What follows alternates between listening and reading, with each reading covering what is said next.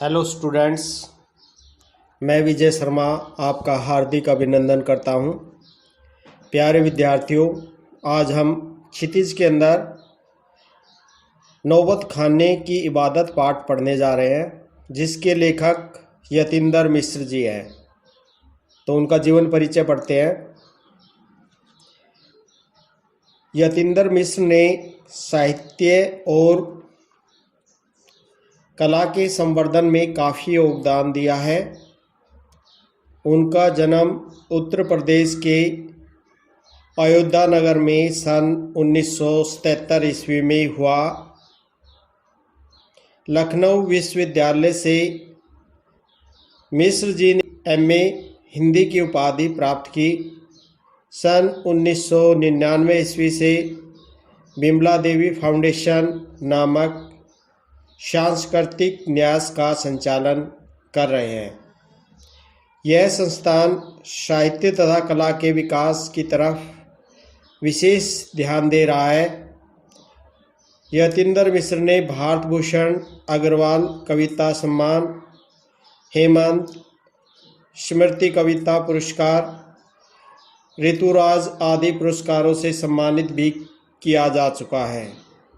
आजकल वे स्वतंत्र लेखन कर रहे हैं तथा साहित्य नामक अर्धवार्षिक पत्रिका का संपादन भी कर रहे हैं।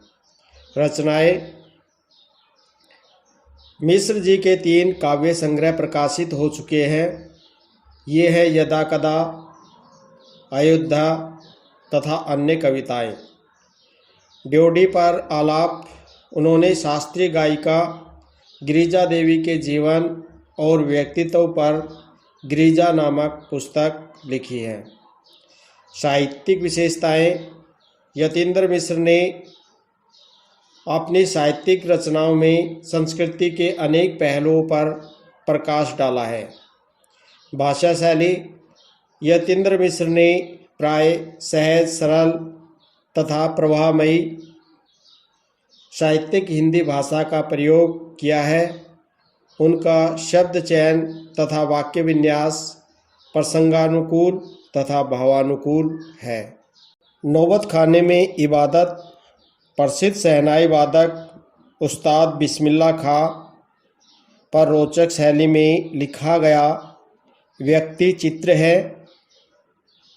यतीन्द्र मिश्र ने बिस्मिल्लाह खां के परिचय के साथ साथ उनकी रुचियों, उनके अंतर्मन की बुनावट, संगीत साधना और लगन को संवेदनशील भाषा में व्यक्त किया है। उन्होंने यह भी स्पष्ट किया है कि संगीत एक आराधना है, इसका एक विधि विधान है। संगीत एक शास्त्र है, केवल इससे परिचय ही पर्याप्त नहीं है, बल्कि इसे पूर्ण रूप से पाने के लिए इसका अभ्यास, गुरु शिष्य परंपरा, पूर्ण तन्मयता, धैर्य और मंथन भी जरूरी है। अब हम पाठ पढ़ते हैं।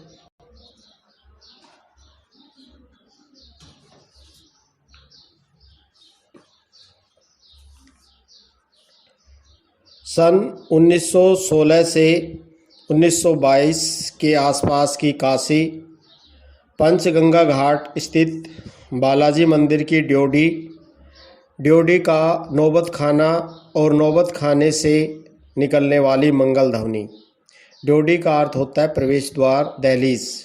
नौबत खाने का मतलब होता है प्रवेश द्वार के ऊपर मंगल ध्वनि गाने का स्थान, और नौबत खाने से निकलने वाली मंगल ध्वनि। अमीरुद्दीन अभी सिर्फ 6 साल का है और बड़ा भाई शमसुद्दीन 9 साल का। अमीरुद्दीन को पता नहीं है कि राग किस चिड़िया को कहते हैं, और ये लोग हैं मामू जान वगैरह। मामू जान का अर्थ होता है मामा, जो बात बात पर भीम पलासी और मुल्तानी कहते रहते हैं। भीम पलासी और मुल्तानी राग का नाम है। क्या वाजिब मतलब हो सकता है इन शब्दों का इस लिहाज से अभी उम्र नहीं है। अमीरुद्दीन की जान सके इन भारी शब्दों का वजन कितना होगा। गोया इतना ज़रूर है, गोया का मतलब मानो, कि अमीरुद्दीन व शमशुद्दीन के मामा द्वय सादिक हुसैन तथा अली बख्श देश के जाने माने शहनाई वादक हैं। मामा द्वय का अर्थ होता है उनके दो मामा थे। विभिन्न रियासतों के दरबार में बजाने जाते रहते हैं। रोजनामचे में बालाजी का मंदिर सबसे ऊपर आता है। रोजनामचे का अर्थ होता है दैनिक हिसाब किताब लगाने की नोटबुक। हर दिन की शुरुआत वहीं ड्योढ़ी पर होती है। मंदिर के विग्रहों को पता नहीं कितनी समझ है। विग्रह का अर्थ होता है मूर्ति, जो रोज़ बदल बदल कर मुल्तानी, कल्याण, ललित और कभी भैरव रागों को सुनते रहते हैं। ये ख़ानदानी पेशा है अली बख्श के घर का। उनके अब्बाजान भी यहीं ड्योढ़ी पर शहनाई बजाते रहते हैं। अमीरुद्दीन अभी 6 वर्ष का है और उसका बड़ा भाई शमसुद्दीन 9 वर्ष का है। अमीरुद्दीन अपने मामा के घर में रहता है। उसे अभी रागों का ज्ञान नहीं है, किंतु उसके मामा आदि बात बात में विभिन्न रागों के नाम लेकर उनका वर्णन करते रहते हैं। इन शब्दों का वास्तविक अर्थ क्या है, यह जानने के लिए अमीरुद्दीन की आयु अभी बहुत कम है। इतना ज़रूर है कि उसके मामा सादिक हुसैन और अली बख्श देश के जाने माने शहनाई वादक हैं। वे भिन्न भिन्न रियासतों के दरबारों में शहनाई बजाने जाते हैं। वे प्रतिदिन प्रातः बालाजी के मंदिर की ड्योढ़ी पर भी शहनाई बजाते हैं। वे हर रोज़ विभिन्न रागों में शहनाई वादन करते हैं। शहनाई वादन उनका ख़ानदानी पेशा है। उनके अब्बाजान भी यहीं ड्योढ़ी पर शहनाई बजाते रहते हैं। अमीरुद्दीन का जन्म डुमराव बिहार के एक संगीत प्रेमी परिवार में हुआ है। 5-6 वर्ष डुमराव में बिताकर वह नाना के घर ननिहाल काशी में आ गया है। डुमराव का इतिहास में कोई स्थान बनता हो ऐसा नहीं लगा कभी भी, पर यह ज़रूर है कि शहनाई और डुमराव एक दूसरे के लिए उपयोगी है। शहनाई बजाने के लिए रीढ़ का प्रयोग होता है। रीढ़ अंदर से पोली होती है, पोली का मतलब खोखली, जिसके सहारे शहनाई को फूंका जाता है। रीढ़ नरकट एक प्रकार की घास से बनाई जाती है, जो डुमराव में मुख्यतः सोन नदी के किनारों पर पाई जाती है। इतनी ही महत्ता है इस समय डुमराव की, जिसके कारण शहनाई जैसा वाद्य बजता है। फिर अमीरुद्दीन, जो हम सबके प्रिय है, अपने उस्ताद बिस्मिल्ला खां साहब है। उनका जन्म स्थान भी डुमराव ही है। इनके परदादा उस्ताद सलार हुसैन खां डुमराव निवासी थे। बिस्मिल्ला खां उस्ताद पैगंबर बख्श खां और मिट्ठन के छोटे साहबजादे हैं। अमीरुद्दीन की उम्र अभी 14 साल है। मसलन बिस्मिल्ला खां की उम्र अभी 14 साल है। मसलन का मतलब उदाहरण स्वरूप। वहीं काशी है, वही पुराना बालाजी का मंदिर, जहाँ बिस्मिल्ला खां को नौबत खाने रियाज के लिए जाना पड़ता है। रियाज का मतलब होता है अभ्यास। मगर एक रास्ता है बालाजी मंदिर तक जाने का। यह रास्ता रसलून बाई और बतलून बाई के यहाँ से होकर जाता है। रसलून बाई और बतलून बाई दोनों प्रमुख गायिका थी। इस रास्ते से अमीरुद्दीन को जाना अच्छा लगता है।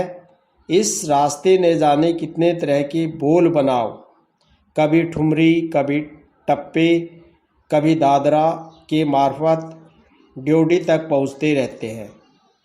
रसलून और बतलून जब गाती है